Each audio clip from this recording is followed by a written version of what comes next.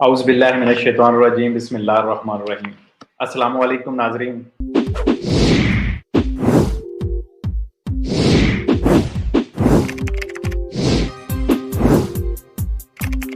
اگلے سیشن میں دیکھتے ہیں اور اس میں ہم ایک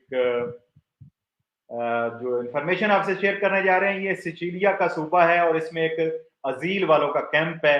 وہ کیمپ میں رہنے والے جو لوگ ہیں تارکین وطن ہیں، ان سے وہاں پہ ہی رہنے والے کچھ لوگ جو کہ ذرائع کے حوالے سے یا کسی اور اللیگل ایکٹیویٹی میں وہ ملوث تھے، اور یہ کیمپ والے لوگوں کو ساتھ لے کر جاتے تھے جن سے یہ نیرو کام کرواتے تھے۔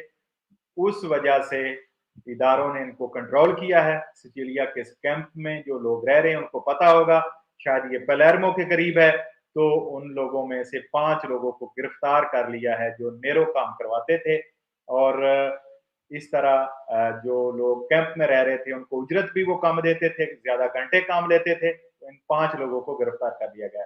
اچھا، ناپولی سے ایک اچھی خبر بھی شامل کرتے ہیں۔ بالکل جناب، نونی پرنس صاحب، بڑی زبردست اپڈیٹ ہے۔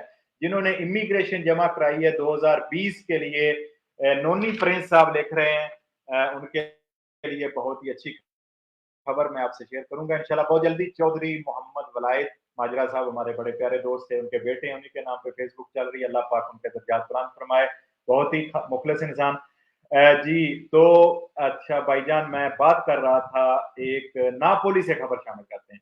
ناپولی کی ایک یونیورسٹی ہے فیدریکو نے 50 غیر ملکیوں کو ڈگریاں جاری کر دی ہیں۔ بہت ہی اچھی خبر ہے، یہ غیر ملکیوں کے بچے ہیں، یہ غیر ملکی ہیں، اور یہ طالب علم تارکین وطن کے بھی ان میں بچے شامل ہیں جو ادھر رہ رہے ہیں۔ تو انہوں نے میڈیاتورے ایروپیو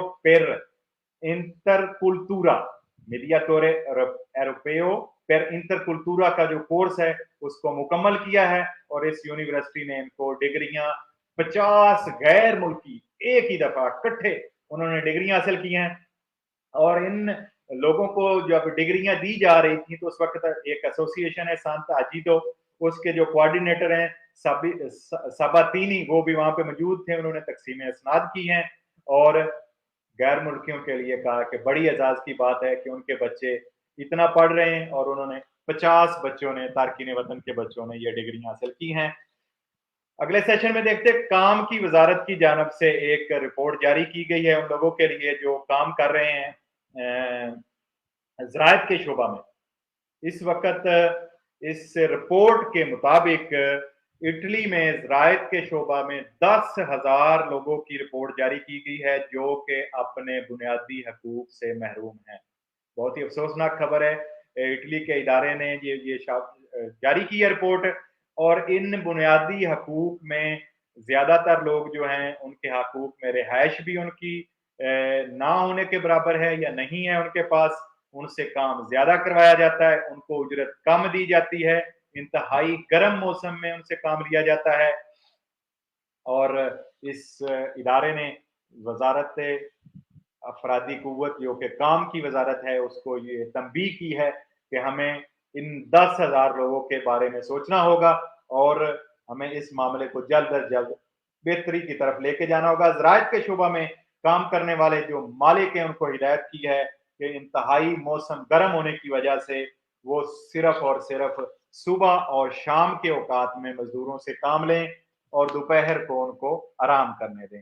یہ زراعت کی جو منسٹری ہے ان کی طرف سے زراعت کے مالکان کو خبر دی جا رہی ہے، آپ بھی سن رہے ہیں، ان لوگوں کے لیے جو زراعت کا کام کرتے ہیں باہر فصلوں میں، کھیتوں میں، تو یہ گورنمنٹ کی طرف سے ایک تنبیہ جاری کی گئی ہے۔